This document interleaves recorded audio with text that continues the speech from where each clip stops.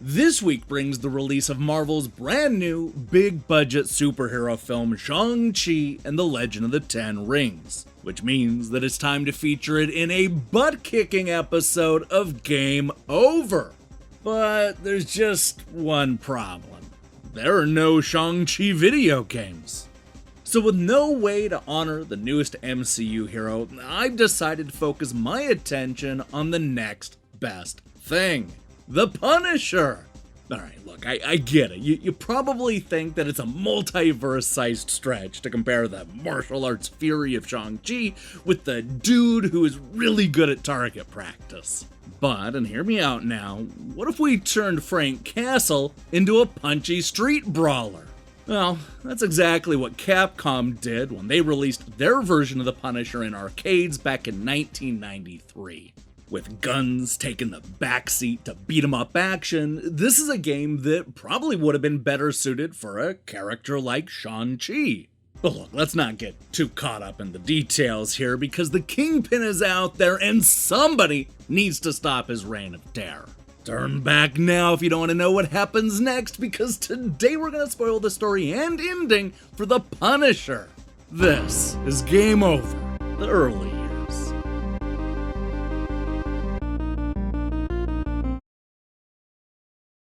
If you know anything about the Punisher's tragic backstory, then you already know what's going to happen here. The arcade game opens with Frank and his family enjoying a sunny day in Central Park. But of course, the weather forecast called for a rain of bullets, which is exactly what happens when they find themselves in the middle of a brutal and completely unrelated mob killing. With his family dead, Frank is a broken man with only one goal in life. Kill every single person responsible for what happened on that tragic day. One thing that I really love about this game is how the Punisher makes a great entrance by literally bursting through the tavern ceiling just to beat up a couple of thugs. He chases their boss outside, where he fights on a city street that comes straight out of Final Fight. But he's still not fast enough because the towering Bruno Costa has hijacked a bus, leading to a close quarters fist fight that would have been so much easier if Frank had a gun. Then again, if our hero had shot him dead, then we wouldn't have learned that Bruno's boss is in Florida. So, maybe there is something to this punching and kicking thing. Frank knows that the only way to infiltrate the heavily fortified castle is to get through this comically large drain pipe going to the swimming pool. This leads to yet another great Punisher entrance where he fights off a small army of bad guys with an axe. Speaking of weapons, there are guns strewn all over the floor inside the castle, which is one of the few times where this Punisher game actually feels like a Punisher game. But of course, he opts for a hammer when battling the massive robot guard droid in front of the aquarium. This interaction was enough to convince Frank that the Kingpin himself, Wilson Fisk, is behind all of this. So what he does is he travels back to the mob's busiest warehouse to get more information on Fisk's whereabouts. What he finds there is a nightmare's worth of half men and half robot monstrosities that can't wait to kill the Punisher. He also finds credible information that sends Frank to Arizona? Yup, as it turns out, the Kingpin has an underground poppy field, so it's time to visit the Copper State and see what's going on. This is where he boards a train that is doubling as a mobile drug-making facility. It's basically the only place that Walter White didn't have a chance to cook. Inside the train, Frank has a surprisingly luxurious locomotive, complete with a fireplace and even a leopard rug. He also runs into a bunch of criminals trying to kill him, but that's par for the course when you're the Punisher. Now, after blowing up the train, Frank goes on an epic hunt for Wilson Fisk. He wades through the sewers and fights samurais in the forest before figuring out that the Kingpin has been hiding somewhere in this hotel. This is yet another one of those stages that just feels like it was pulled straight out of Final Fight, complete with the inevitable elevator throwdown. He eventually makes his way to Fisk's penthouse, where we see the Kingpin tower over our hero. The Punisher finally has a chance to get his sweet revenge. So he punches and he kicks Fisk until he can't take it anymore. And when the Kingpin is finally knocked out, this is what happens next.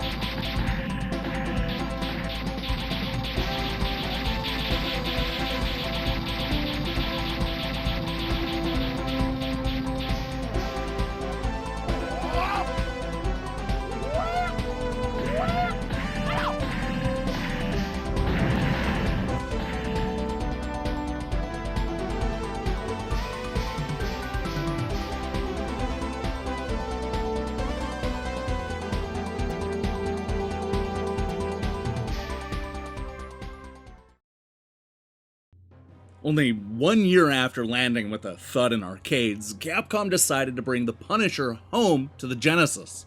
It's basically the same story and progression, only now with noticeably worse graphics and audio.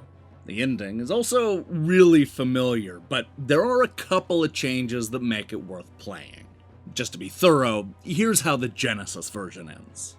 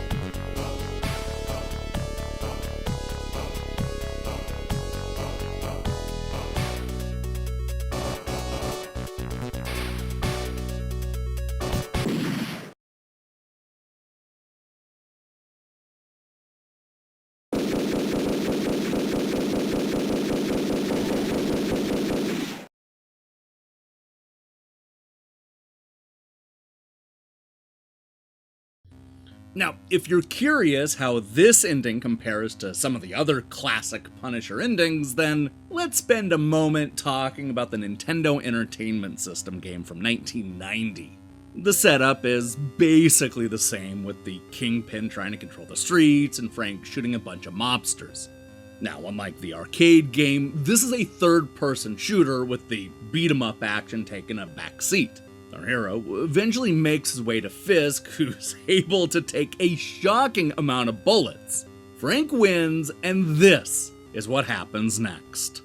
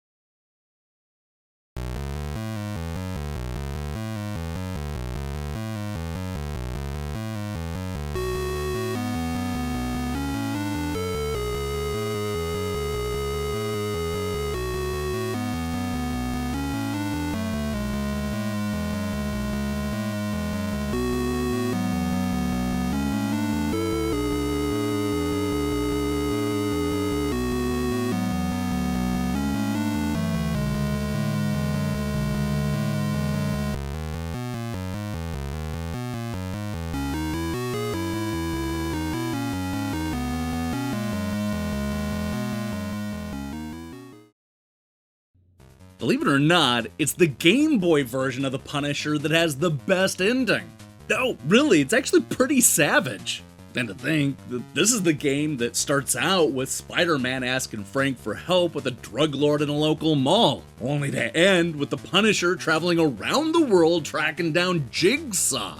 All you need to know about the story is that Frank eventually catches Jigsaw in a cave in the middle of a jungle. The two men spend a few minutes shooting at each other, and then this is what happens next.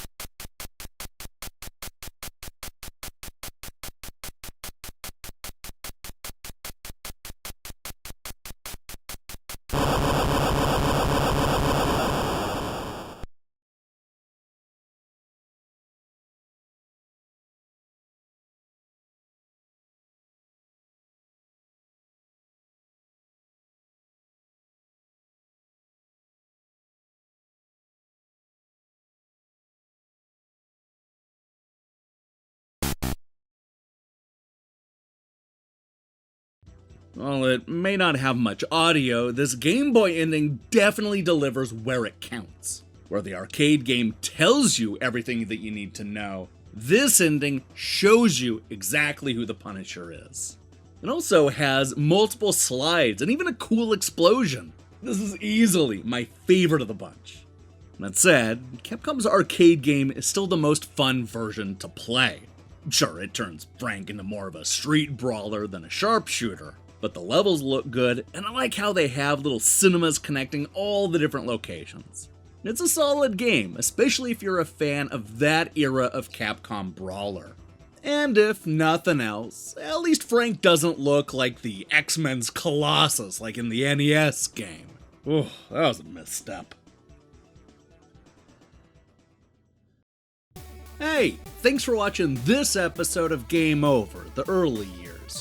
If you liked what you saw here, then you should know that we post new episodes almost every week, and we have a whole playlist with like over 150 episodes. Now, here's the question I have for you. Which Punisher game has the best ending? Now, personally, I think it's going to be tough to top the Game Boy ending, even without music, but I can't wait to read your thoughts in the comments below. In other news, we'll be back later this week with reviews of Star Hunter DX and T-30. If that sounds good to you, then I strongly recommend you click that subscribe button and support what we're doing here. Until then.